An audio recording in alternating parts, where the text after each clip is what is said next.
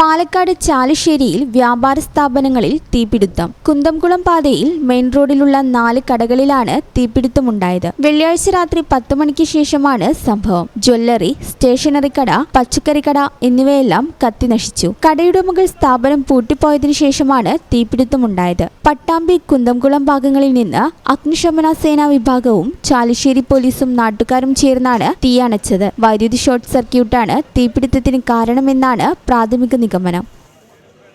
ഈ channel news, Chalissery.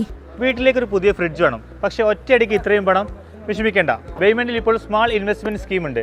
എത്ര വലിയ പർച്ചേസും ഈസിയായി നടത്താം. നിങ്ങളുടെ സേവിങ്സ് വലിയൊരു തുകയാകുമ്പോൾ നിങ്ങൾക്ക് ഇഷ്ടപ്പെട്ട ഏത് പ്രൊഡക്റ്റും പേയ്മെന്റിൽ നിന്ന് സ്വന്തമാക്കാം. ചെറിയ നിക്ഷേപം, വലിയ സന്തോഷത്തോടെ വീട്ടിലേക്ക്. കൂടുതൽ വിവരങ്ങൾക്ക് പേയ്മെന്റുമായി കോൺടാക്ട് ചെയ്യൂ. Payment, making it easy. Valanjeri. Phone 9526 001 003.